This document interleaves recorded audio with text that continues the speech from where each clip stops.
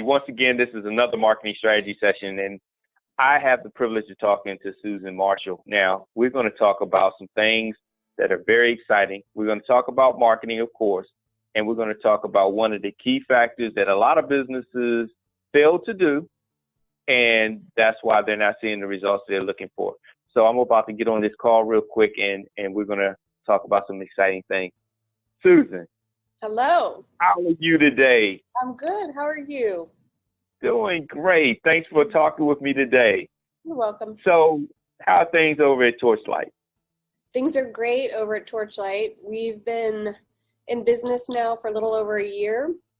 We have over 35 customers, about 250 freelancers in our network that help businesses with their digital marketing. So things are great. Oh, good. And you've had a lot of success over your career, helping some major brands. And so now you're also helping in your own capacity with your own company. So that's really great. Great to hear. So let's talk marketing. And, we love to talk about different marketing strategies and points of view, but especially in the SaaS industry. Is that how you say it? Is it SaaS or is it just SaaS industry? What have you found have been some of the challenges when it comes to marketing in that industry? Marketing specifically in SaaS or marketing technology, you mean? Yes, marketing technology. I mean, it's really growing, of course, over the years. Everybody's trying to get in it because they're chasing the success model. Everybody's saying, well, it's successful, so I want to get in it. Yeah. But once they get in it, the marketing involved with it usually overwhelms everybody. So what challenges have you seen or best practices have you uncovered? I would say the biggest challenge in a SaaS model is, if you want to see that exponential growth, you have to really keep your churn down. So that's how you see such big growth. So it's great if you can sign a customer for 12, 18 months, 24 months. But if you're not doing a good job satisfying that customer, keeping them happy, doing a good job, you'll start to get what they call a leaky bucket. So you'll see a lot of churn and people falling out the back end, and then you don't see that exponential growth that's very typical of these high growth SaaS companies. So I don't think enough people spend enough time marketing to existing customers and focusing on customer success. They're just trying to keep filling the top of the funnel, which will enable them to grow. Now, I see that a lot when I consult. Everybody's looking for lead gen. And it's like, okay, that's great. We want more.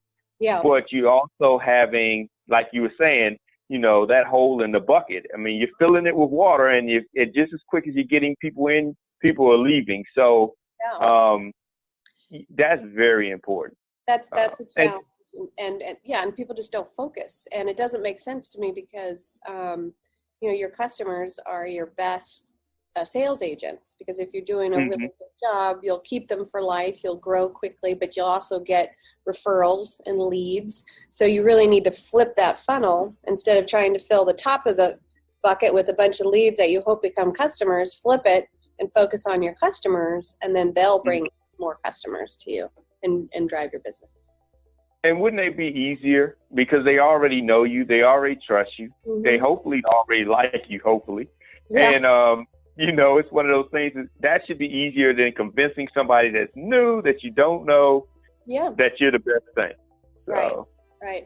And in our space, because we sell digital marketing services and technology, there's still a lot of unknowns out there. How does it work? How do I know it's working? I've tried things. I've been burned. So it's even more important, I think, in our industry or in the space that Torchlight's in to do a really good job for customers. Okay. And now, is that, I guess, the approach? Is it something that is different than the new customer acquisition? Is it more nurturing, or is it, what really will be some best practices to get involved in marketing to existing clients or customers? Good question. So I think a lot of times we're always looking for the deal. We're always trying to get them to spend more.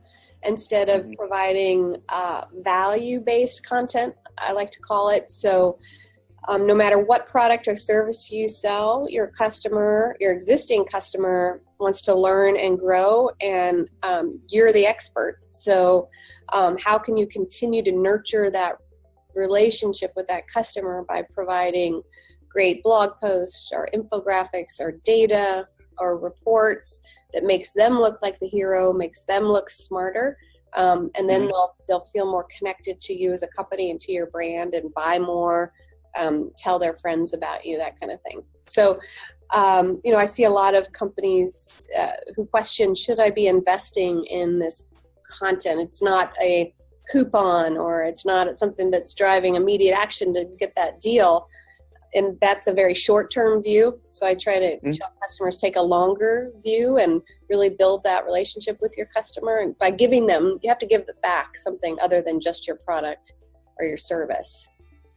And that's a good point. I mean, it's sort of like what I always refer to when I'm consulting the sales, the mobile phone model. A lot of times you'll find out with mobile phone devices that they have different plans. And usually their plans are based on price. And so whenever the next company comes out with a lower price, everybody jumps ship. Right. But when you focus on value, let's flip it on its head. If it's value, you'll say, I don't care if it's cheaper to go this route. I'm not going to, $10 a month isn't going to make me leave, because this is so much better of a value. And I think that's key, because a lot of times businesses do focus on, well, we're going to give a coupon, we'll give a discount. It's price-based.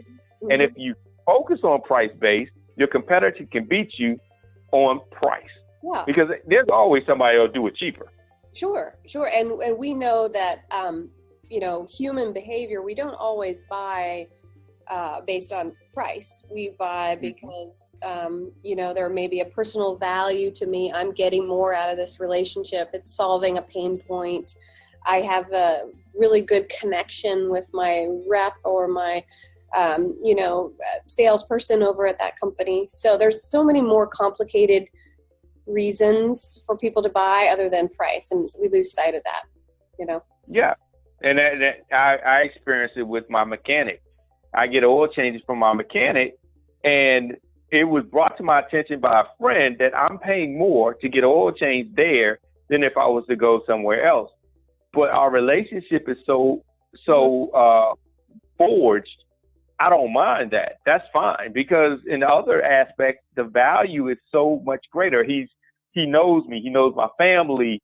I can come to him at any time. There's that personal connection that I don't mind paying $5, $10 more for an oil change, because overall I'm getting more than going to another service where I'm just a number. Yeah. So, and you can translate that to technology and to, things that you might not think would be very service oriented, because that's an intimate relationship between your mechanic and you and your car. But you can extend that to virtually any service or any company. So if someone's listening and thinking, well, that's a very B2C type of relationship, it's very high touch, I can't duplicate that in my business. You can forge relationships at scale. You just have to be really creative about it and know your audience and what they care about, I think. That's the key, really knowing your audience and what they care about, and not being afraid of the customer service. That's the interesting thing. A lot of companies, especially when technology, they try to avoid any type of phone contact, any customer service contact, and that is a great way to build their relationship. Right. Yeah. Your customer service people should be, the CEO and the leader of the company should be talking to them all the time, listening in on calls, understanding what their customers are asking for. We built into our platform from the very beginning something called Intercom, which is an application that allows real-time chat within all the different pages within our application. So if somebody's stuck, they don't know how to use a feature, or if they just have a question, we can immediately be there and answer them. And we are excited about that because it's helping them, but it also could be a sales opportunity for us later. And then Intercom, not to keep promoting them so much, but it also tracks different behavior within the application. So you can see if somebody's not using a specific feature, and then you can trigger email messages based on how they're interacting with your product, which Oh, wow. which is pretty cool. Mm-hmm. Yeah, that is. Now, we're talking about existing customers and marketing to them. And that's funny because most people don't even think about marketing to existing customers. You think of that as new. So as you're marketing, you touched on one thing that's very key, and that's building valuable content. Mm-hmm. And what are some good strategies when it comes to building that content to market to existing customers? Now, one thing you just mentioned was your customer service, the intercom system in which you now are gathering that information, gathering the behavior. That can build content in itself. Right. That gives good topics. But what are some other ways that you can build those marketing strategies and campaigns for existing customers? So I do think data is important. Knowing what they're struggling with, or what they're really interested in, will help you develop a content strategy. I think it's important to kind of look beyond when you're developing content, whether it's a blog post or an infographic or a video, to kind of look beyond just what your product offers and think about them a little bit more holistically within, so for instance, if you sell clothing and you sell shoes, you might want to do some content that's about, even body image, not just how to pair shoes with a dress, but think about things that they care about as it relates to their appearance, not just as it relates to the product that you sell. So it's thinking about them more as a friend or an extension of your circle, and what things might be of interest to them. And you want it to be tangentially related to your product, of course, but a little more broader than just the service that you provide. Okay, so it's really focused on them versus focusing on you. So you're not just, hey, this is my product. Look at my shoe. It's more of, do your feet hurt? Do you walk a lot? Let me tell you how you can be comfortable. Right. So, yeah. Yeah. Great. And then you have to remember, you create that content, and then you have to get it in front of them whenever you can. So a lot of times we see people creating great content and information, but they're not promoting it and sharing it. So have a good email strategy, have a good social strategy. All of those things are an important part of the marketing mix when you're marketing to customers and prospects. It can work both ways. So there's content that you can use for customers and for prospects. Yeah. And that brings us to the one thing that you mentioned to me earlier before our call. The number one challenge that hinders a lot of companies from succeeding in marketing is implementation. Yeah. Taking action. Tell us more about that. Well, it's hard because we have all these great ideas, especially as entrepreneurs, and marketing people are inherently very creative, and they've got all sorts of things they want to do.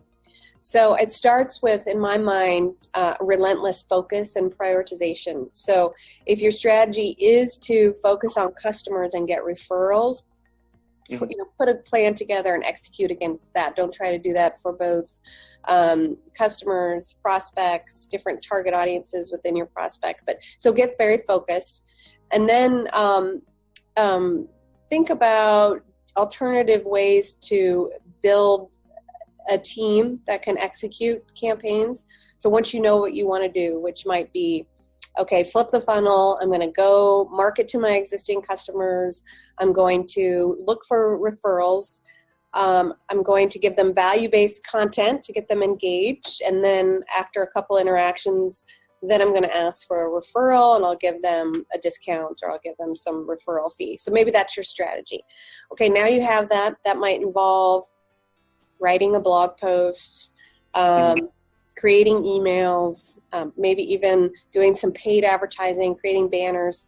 How do you go find, and so you might have one person on your team or two people. There are lots of great freelancer networks out there that you can tap into. So that's one creative way to extend your team and execute. And then there are wonderful marketing technology tools now that can extend your team too, through marketing automation and some other things that aren't that expensive. The prices are starting to get a lot more reasonable now that there's a proliferation of tools in the market. So Yeah. yeah. Yeah. Even, Yes. I mean, like MailChimp, for example, an email service provider, I think it's free up to like 15,000 contacts, and you can do triggered emails. And so somebody comes to your website and fills out a form, you can trigger an email with some value-based content. You write it once and then it can be very personalized. So, and it is about focusing on it, because one of the challenges that I found with a lot of marketing strategies that have been put into play, they're great at the boardroom, but then all of a sudden, tomorrow's meeting, somebody comes up with another idea, and it's, oh, that's great, let's do it, switch everything we're doing, and let's do that. And next thing you know, next quarter, you look and you say, we haven't done anything because we've been so busy just switching things up. So, focusing. I bet you hear all the time, oh, we tried that for a week and it didn't work, so we changed gears and we changed gears. That's me. Hey, I'll try. I've heard it a lot of times, and I've done it a lot of times. Yeah. And, and my assistant, she screams because she's like, okay, you were supposed to keep giving me this kind of content, and you stopped and you switched up and done something. So it is a struggle. And, I admit, as a practitioner, I struggle with it at times as well, because you see new things, you want to try it. And unfortunately, marketing is a long game, not a short game, but our expectations are short. We want to find that silver bullet. We want to find that one technique that we put a little bit of effort into, maybe a little bit of budget into, and we become super successful, But that's just a myth. It is. And as a consultant, I'm sure it's hard for you to continually educate, people that let's keep investing. It's, so my company's over a year old. We started content marketing from the very beginning, knowing it might take 6 to 8 months before we started really ranking in Google search, because we kept blogging and talking about the same keywords over and over again. It just takes time. And now here we are, we're starting to get tons of leads and opportunities, but it's a long time coming, and you just have to plan for it, Yeah. And in building this strategy, you actually build in those contingencies, because that content marketing is going to take a long term. SEO is going to take a long time, but paid search, that's something that's more immediate. Right. Social is something that can be more immediate. Now I say that with a caveat. The social strategy is long term, but there are some social posts that can be more immediate. Sure. But you have those in place, and you understand that there is a life cycle. So don't think that you're just gonna say, oh, I'm gonna do this, like for instance, this podcast we're doing now, and I'm gonna post it up, and now I'm gonna have 10 new leads tomorrow. Right. Probably not, but you understand it's a part of the whole process, and you fulfill the whole thing. So it's great that you've taken the time to do the 6 months and understand that content is something that's a seed. It's planted. It'll grow, but it'll take time. That's a great analogy. I'm going to use that next time I talk to a customer. Sure. Because it really is. How many times have you heard, I saw your article on blah, blah, blah, and you're like, we wrote that a long time ago. Exactly. Exactly. And it's just building that arsenal. And then I think it's also important, sometimes you don't have to keep generating fresh content all the time. It is important to have, but there's plenty of stuff you could repackage. And for instance, we're doing this podcast now. This will be great. You'll share it. But it could be transcribed into a blog post and then tweet. Then you can kind of start to compartmentalize it and use it on other channels. Image captures. This is a great piece of content you're creating that could be repurposed for. Yeah, definitely. One of the things that we do, this is a video, but I also strip the audio to make it audio, because the audience, some people like to watch, some people like to listen. Some people listen to the podcast while they're exercising, driving, but then you write you have it transcribed. You even take the transcription, write some articles based on the transcription. There are a lot of different things that you can do to repurpose the marketing material and then put it into your plan. And that's another thing. Have a plan. Just, don't throw up stuff and randomly, hopefully something sticks. Kind of have a plan, a plan of attack. Yeah. It's football season. Love football. Nobody goes out on the field and say, look, we're just going to put the ball in somebody's hand and figure out what we're going to do when we get out there. Oh, they have plans. Good. I hope the Colts have a good plan this year, or Indianapolis Colts. I hope so. Hey, the Falcons, we need a plan. Yeah. We need a plan because we have a new stadium next year that's coming out, and we have to pay for that. So we need a ring. We need a ring. They said that the Super Bowl is supposed to be coming out here in 2019. So hopefully we need a ring to be, in that Super Bowl or something. You'll get it. But yeah, we need a plan. Bad. Yeah. And you see, y'all have luck, so y'all have a little bit of help. Y'all, Yeah, he just can't. Our offensive line is, I guess, letting him get beat up. At least that's what my 12-year-old son tells me. So I don't know. Football. Well, I know y'all miss Manning. I know that hurt. Yeah, that was a hard loss, but we still feel like he's part of our community. So. Oh yeah. Well, y'all had a good run though, and y'all have rings. Well, that helped. I thought the Falcons had a ring. You don't have a ring? No. Oh, you'll get one. We went once, but we have no rings. We feel like that. What is it? Unsung, they call them. Unsung. It's like no ring, nothing to show for it, but people heard of us.